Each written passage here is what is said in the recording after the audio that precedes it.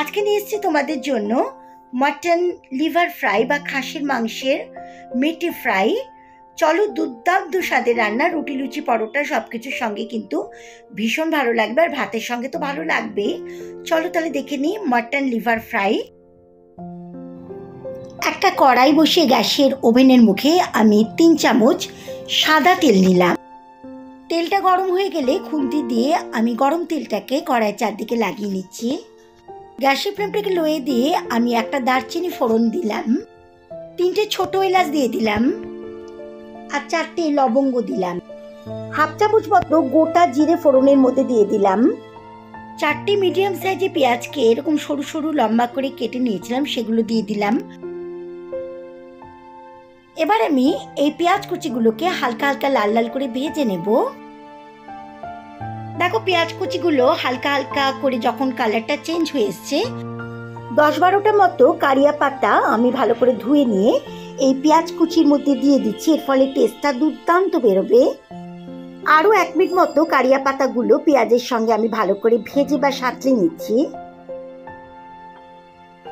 আরও 1 মিনিট বাদে 2 চামচ মতো আদা রসুন বাটা দিয়ে দিচ্ছি আমি এর মধ্যে। আদা রসুন বাটাটাকে মোটামুটি 1 মিনিট মতো খুব ভালো করে কষিয়ে নিচ্ছি পেঁয়াজ কারিয়া পাতার সঙ্গে। আদা রসুনের কাঁচা গন্ধ চলে না যাওয়া অবধি আমি খুব ভালো করে কষিয়ে নেব। আদা রসুনের কাঁচা গন্ধ কষাতে কষাতে চলে গেছে। এবার আমি এর মধ্যে 2টো মিডিয়াম সাইজের টমেটোকে ভালো করে ছোট ছোট টুকরো করে কেটে রেখেছিলাম, সেটা দিয়ে দিচ্ছি। টমেটোর টুকরোগুলোকেও আমি আদা রসুন বাটার মধ্যে খুব ভালো করে কষিয়ে নেব যতক্ষণ না টমেটোর টুকরোগুলো নরম হয়ে যায়।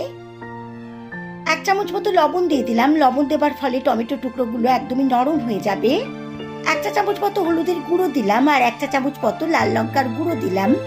ঝালটা তোমাদের স্বাদ অনুসারে দিও। 1 চা চামচ মতো জিরে গুঁড়ো দিলাম, 1 চা চামচ মতো ধনে গুঁড়ো দিলাম। লো ফ্লেমে আমি এবার সমস্ত গুঁড়ো মশলাগুলো টমেটোর সঙ্গে কষিয়ে নেব। আমি একটু জল অ্যাড করব না, তার কারণ টমেটো থেকে যে রসটা বেরোবে সেটা দিয়ে গুঁড়ো মশলাটা ভালো করে কষানো হবে।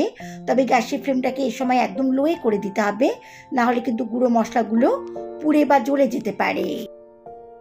দেখো, কষাতে কষাতে টমেটোগুলো কিন্তু একদমই নরম হয়ে গেছে, আর সাইড থেকে মশলাগুলো তেল ছাড়তে শুরু করে দিয়েছে। মানে কষানো মশলাটা খুব ভালো করে আমি কষিয়ে নিয়েছি। গ্যাসের ফ্লেমটাকে মিডিয়ামে দিয়ে আমি 700 গ্রাম খাসির মাংসের মেটে বা মাটন লিভার এরকম ছোট ছোট টুকরো করে ভালো করে ধুয়ে নিয়েছিলাম, সেগুলো দিয়ে দিচ্ছি কষানো মশলার মধ্যে। সবকটা মেটের টুকরো দিয়ে আমি 4 মিনিট মতো খুব ভালো করে এই মশলার সঙ্গে মাটন লিভার বা খাসির মাংসের মেটেগুলোকে কষিয়ে নেব।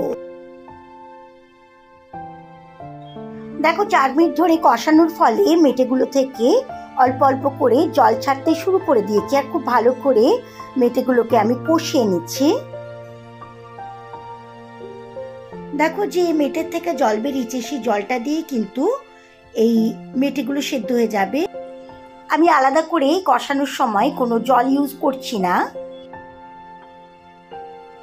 এবার আমি একটা মিডিয়াম গ্লাসের সমান গরম জল দিয়ে দিলাম এই মেটের মধ্যে সেদ্ধ হওয়ার জন্য।